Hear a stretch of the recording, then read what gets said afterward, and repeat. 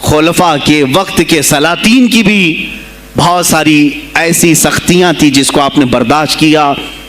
کئی لوگوں نے آپ پر پابندیاں لگانے کی کوشش کی تھی. یہ تو سرکار غوث پاک کی استقامت تھی کہ آپ جمے رہے. اور سب سے بڑا کام آپ کا کیا تھا معلوم؟ خانقاہ کے گدی نشینوں غور سے سنو، جو غوث پاک کا نام لیتے ہیں، سرکار غوث پاک رضی اللہ تعالیٰ عنہ کی اس صفت کو میں بیان کروں تو یہ بغلیں جھانکیں گے. ابھی غوث پاک نے سب سے بڑا کردار کیا کیا جانتے ہیں آپ؟ لوگ کہتے ہیں خانقاہی ماحول قائم کرنا ہے، اللہ اللہ کرو، تسبیح لو، دلوں کی صفائی کرو، سب صحیح ہے. لیکن غوث پاک نے تقریباً 25 سال صرف جہاد پر بیان کیا ہے. صرف جہاد پر کہا کہ اے گروہ مسلمین، تم پر اللہ نے ذلت مسلط کر دی ہے اس لیے کہ تم نے کوششیں ترک کر دی ہیں. حکومتوں کو صحیح کرنے کے لیے آپ نے باغ ڈور سنبھال لی تھی. غوث پاک جب بیان کرتے منبر سے تو وقت کا جو تخت تھا وہ بھی ہلنے لگ جاتا تھا. خلیفہ مستنجد باللہ اس زمانے کا خلیفہ ہے اور تنگ آ گیا غوث پاک کے پاس. جب وہ بیان کرتے اور ان کی عیاشیاں کھول کھول کر کے ذکر کرتے تو لوگوں میں اب احساس جاگنے لگا، کوئی تو اللہ والا آیا ہے جو نظام خداوندی قائم کرنے کی بات کر رہا ہے، نظام مصطفیٰ قائم کرنے کی بات کر رہا ہے. بغداد کی یہ حالات جب ہونے لگے میرے عزیزو، سلطان الاولیاء غوث پاک کی ہی شہ پر جانتے ہیں صلاح الدین ایوبی جیسا ایک مرد مجاہد پیدا ہوا ہے.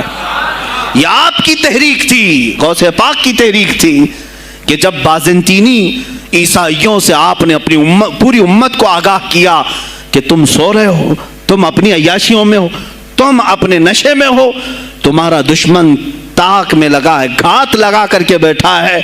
اور ہوا بھی یہی کہ غوث پاک کے وصال کے صرف 10 سال بعد صلیبیوں نے حملہ شروع کر دیا بغداد پر، مصر پر، ترکی پر، ہر جگہ. اور یہی حملے کی وجہ تھی صلاح الدین ایوبی جیسا مرد مجاہد کھڑا ہوا اور پھر انہوں نے پورے بیت المقدس کو فتح کر کے اپنے سر ایک صحرا باندھا. آج تک امت اس کے احسان کو یاد کرتی ہے. میرے عزیزو، غوث پاک کے زمانے کے ہیں صلاح الدین ایوبی. اتنا ہی نہیں، آپ ہی کی تحریک تھی، غوث پاک کی تحریک تھی کہ تم جوانوں کو تیار کرو، تمہاری زندگی عیاشی کے لیے نہیں، اللہ کا نظام قائم کرنے کے لیے ہے. تم اللہ کا نظام قائم کرنے کے لیے آئے ہو دنیا میں، کیونکہ اللہ نے تمہیں خلیفۃ اللہ کہا ہے. اللہ کے تم خلیفہ ہو، تم نائب ہو اللہ کے. تم یہاں پر اپنی موج مستی کے لیے نہیں آئے. اب اس زمین پر بات ہوگی تو صرف میرے مولا کی ہوگی، اس زمین پر بات ہوگی میرے مصطفیٰ کی ہوگی. یہ سیدنا عبد القادر جیلانی کا اعلان تھا. ہے کوئی آج پیران اسلام وہ اعلان کریں کہ آج اس زمین پر صرف ہم ناموس رسالت کی بات کریں گے؟ کون ہے؟ کیوں بیٹھے ہو؟ غوث پاک سے اگر تمہاری ادنا سی نسبت ہے تو پھر تمہیں اپنے جوانوں کو، اپنے مریدوں کو یہ سکھانا ہوگا کہ موٹے موٹے نذرانے دینے سے نہیں چلے گا، اپنی گردنیں حضور کو پیش کرنے کے لیے تیار کرو. تم تیار ہو جاؤ اپنا خون اور اپنی گردن بارگاہ مصطفیٰ میں دینے کے لیے. یہ آج تربیت دو، ورنہ پھر دشمن تمہیں کچا چبانے کے لیے تیار ہے، کچا چبانے کے لیے تیار. عزیزان گرامی، میں غوث پاک کی تحریک آپ کو بتا دوں کون سی تحریک تھی. وہ صلاح الدین ایوبی جو بیت المقدس فتح کیا، یہ غوث پاک کی تحریک ہے. اور پھر چند سالوں کے بعد پورے عالم اسلام میں جو خلافت عثمانیہ قائم ہوئی، غازی ارطغرل جو آئے، یہ تحریک بھی غوث اعظم کی پیدا کی ہوئی تھی. آپ نے جوانوں کو متحرک کیا تھا اور پھر امت کا وہ شعور بیدار کیا تھا جو ان میں مردہ کر چکے تھے کچھ حکومت کے کارندے. میں سمجھتا ہوں اس وقت جتنے خلفاء بیٹھے ہوئے تھے خلافتوں پر، تخت پر، جو نام کے مسلمان تھے، یا اس کو ہماری زبان میں سمجھ لیں سب کانگریس کے تھے، جو منافق تھے، یعنی دکھتے تھے بس، لیکن اندر سے سب نفاق ہوتا تھا، نفاق ہوتا تھا. ہاں میں صاف کہوں گا، بغداد میں بھی کانگریس کا خلیفہ رہا ہوگا، مصر میں بھی اور ترکی میں بھی اور نیشاپور میں بھی، اس لیے کہ مسلمانوں کے خون چوس کر کے تخت پر بیٹھ تو جاتے لیکن پوری زندگی گزر جاتی، میرے مصطفیٰ کا نام تک نہیں لیتے تھے. ان کو بٹھاتے تھے مسلمان. آج آپ بھی تو یہی کر رہے ہیں, یہی کر رہے ہیں. ہم اپنا اپنا سمجھ کر کے جن کو اوپر تک بٹھاتے ہیں, پوری زندگی چھان مار کر کے دیکھ لو, کبھی یہ نظام قرآن کی کبھی بات کیا ہے؟ کبھی میرے مصطفیٰ پر آنے والی آنچ کے لیے یہ کھڑا ہوا ہے؟ کوئی نہیں کھڑا ہونے والا ہے. ان کے سفید کرتے اور ان کے سفید پاجامے سب کفن بن کر رہ جائیں گے اور کچھ بھی نہیں ہوگا. عزیزان گرامی وقار, آپ کو سرکار بغداد رضی اللہ تعالیٰ عنہ کی تحریک میں بتاؤں, ترکی سے نکلنے والی خلافت عثمانیہ یہ غوث اعظم کی پیدا کی ہوئی تحریک تھی. اتنا ہی نہیں, آپ کے آخری زمانے میں سرکار خواجہ غریب نواز معین الدین چشتی رضی اللہ تعالیٰ عنہ کی ملاقات بغداد میں ہوئی. معین الدین اجمیری رضی اللہ تعالیٰ عنہ کی ملاقات ہوئی. تاریخ دان نے لکھا, آج میں نے پہلی مرتبہ اس کو پڑھا اور آپ کے سامنے پہلی بار بتا رہا ہوں, سرکار بغداد اور حضرت خواجہ غریب نواز کی ملاقات کے بارے میں بہت سارے باتیں چلتی ہیں کتابوں میں بھی, میں نے اپنے مرشد سے بھی پوچھا تھا. بہرحال ایک تاریخی ایک کتاب سے مجھے آج یہ بات ملی کہ سلطان الاولیاء غوث پاک نے حضرت خواجہ غریب نواز کو کیا وصیت کی تھی, کیا کہہ کر کے بھیجا تھا. ان کے پاس غوث پاک نے, غریب نواز نے بہت ساری انعامات, اوراد, وظائف, طرق, اجازات سب حاصل کیے, لیکن ہندوستان جب آئے کیا کیا انہوں نے؟ یہ بھی بتایا گیا کہ غوث پاک کی یہ تحریک تھی. کیا؟ سلطان الہند سرکار غریب نواز نے شہاب الدین غوری کو بلا کر کے ہندوستان میں پرچم اسلام لہرانے کا حکم دیا تھا. یہ تحریک بھی سرکار غریب نواز نے لائی تھی بغداد کے ولی کامل سے. تم کیا سمجھتے ہو یہ اولیاء خالی مسلح لے کر کے گھومتے تھے؟ یا اولیاء اکرام صرف گدی نشین تھے؟ نہیں میرے عزیزو, یہ حکومت وقت کو آنکھ میں آنکھیں ڈال کر بات کرتے تھے اور پھر نظام مصطفیٰ کی بات للکار کر کے کرتے تھے. آج کے زمانے میں کچھ لوگوں نے اولیاء کو ایسا پیش کیا ہے جیسے وہ درویش بس جنگل میں رہتے تھے اور کچھ نہیں. نہیں میرے عزیزو, وہ اللہ کے شیر تھے, اللہ کے شیر تھے. اسی لیے تو اقبال نے کہا ہے اللہ کے شیروں کو آتی نہیں روباہی. وہ کبھی لومڑی پن کا انہوں نے اپنے آپ میں اظہار ہی نہیں کیا کہ نہیں یہ بھی چلے گا وہ بھی چلے گا, کبھی نہیں. وہ گرجتے تھے اپنے تخت پر, اپنی خانقاہوں پر. دیکھیں خلیفہ مستنجد باللہ, ابو المظفر اس کو کہتے ہیں, بغداد کا وہ خلیفہ, عباسی خلیفہ, بڑا طاقتور, اور اسی کے زمانے میں غوث پاک ہیں. ایک فارس سے آنے والے اجمی عبد القادر, شیخ عبد القادر, جب بغداد کی جامع مسجد میں بیان کر رہے ہوں, در و دیوار ہل رہے ہیں. وہ اپنے خلافت کے دربار میں بیٹھا ہے خلیفہ, اچانک بہت زور کی آواز آئی, پورے محل میں گونج گئی. پوچھا یہ آواز کیسی بغداد میں؟ لوگوں نے معلوم کر کے بتایا کہ شیخ عبد القادر جیلانی نے چھینک ماری, ان کے مریدوں نے صرف جواب دیا ہے. ان کو چھینک آئی تھی, جواب میں لوگوں نے یرحمک اللہ کہا, وہ خلیفہ وقت کے محل تک پہنچ گئی آواز. تو اس نے کہا یہ تو پورا ہلا دینے کی بات ہے.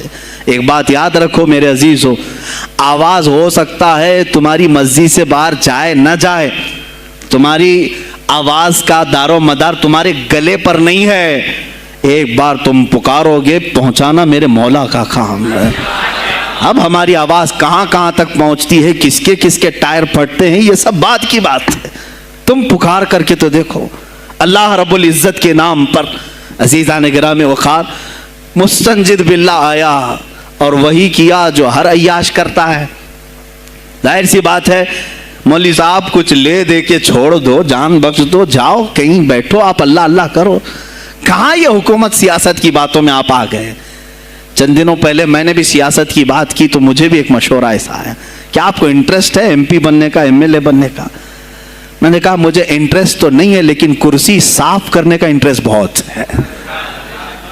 اس پر جو کچرا ہے اس کو صاف کرنے کا انٹرسٹ بہت ہے. انشاءاللہ العزیز وقت آئے گا وہ صاف ہوں گی بھی. عزیزان گرامی, مستنجد باللہ 10 اشرفیوں کی تھیلیاں لے کر سونے کی غوث پاک کے دربار میں آئے. آپ مریدین کے ساتھ بیٹھے, ارے وہ حال و قال کی مجلسیں ہیں. مستنجد باللہ آیا, غوث پاک کی بارگاہ میں کہا کہ حضور آپ قبول کر لیں, نذرانہ ہے. آپ نے کہا تو رکھ لے اپنا نذرانہ. تو اپنے پاس رکھ لے. کہا کہ ہدیہ قبول کرنا سنت ہے, آپ سنت کے خلاف کرتے ہیں. غوث پاک نے کہا اللہ ایک تھیلی لیا اور اپنے بغل میں دبا کر کے اس کو نچوڑنا شروع کیا تو اس سے خون ٹپکنا لگا. خون اتنا ٹپکنے لگا تو حاضرین مجلس دم بخود رہ گئے. خلیفہ مستنجد باللہ بھی دیکھ رہا تھا. غوث پاک نے فرمایا ابھی تو یہ ایک تھیلی ہے, میں 10 کو نچوڑوں گا تو یہ خون تیرے دربار تک پہنچ جائے گا, تیرے دربار تک پہنچ جائے گا. تو مجھے وہ اشرفیاں دینے آیا ہے جو تو نے غریبوں کے مال کو چوس کر کے حاصل کیا, تو مجھے خریدنے کے لیے آیا ہے. اگر مجھے تیرے خاندان کی حرمت کا خیال نہ ہوتا تو میں آج پورے بغداد کی نالیوں میں اسی کا خون بہاتا. خلیفہ مستنجد باللہ بے ہوش ہو گیا, اور اس کے بعد جب ہوش آیا اس نے توبہ کیا اور آپ کے ہاتھ پر بیعت بھی کیا. اب اس کے بعد وہ خلیفہ ایسا پاک ہوا, نظر غوث جو پڑی. اب اس کے بعد دربار خلافت کے حالات کیا ہو گئے سنیں. میں آج سیاست پر بات کر رہا ہوں. اب خلیفہ مستنجد باللہ کا دل جب صاف ہوا, 8 دن کے بعد وہ حاضر آیا. کہا سلطان الاولیاء اے شیخ عبد القادر جیلانی, آپ حکم فرمائیں کہاں کس طرح کا گورنر رکھنا چاہیے, گورنر کس طرح کا ہونا چاہیے آپ نے. غوث پاک نے اپنے خلفاء کو حکم دیا کہ لسٹ بنائی جائے, اسلامی سلطنت میں گورنر کون ہوگا. لسٹ بنی. کہا وہ ہوگا جس کی تہجد قضا نہیں ہوتی, وہ گورنری پر آئے گا جو سنت رسول کو ہلکا نہیں سمجھتا ہوگا, وہ گورنری پر آئے گا جس کی نمازیں کوئی قضا باقی نہ رہی ہوں, اس لیے کہ جو اللہ کا قرضہ باقی رکھے گا وہ لوگوں کا بھی مال کھا جائے گا. آپ نے لکھایا نام, خلیفہ مستنجد باللہ نے آپ کے اشارے پر گورنر پورے تبدیل کر دیے. ہر جگہ پر ایسے لوگوں کو رکھا جو سرکار غوث پاک کے یا تو مرید تھے یا خلیفہ تھے یا شاگرد تھے, اور ان کے دلوں میں اللہ کا خوف تھا, اور وہ پورے بغداد اور آس پاس کی سلطنتوں کو سنبھالے ہوئے تھے.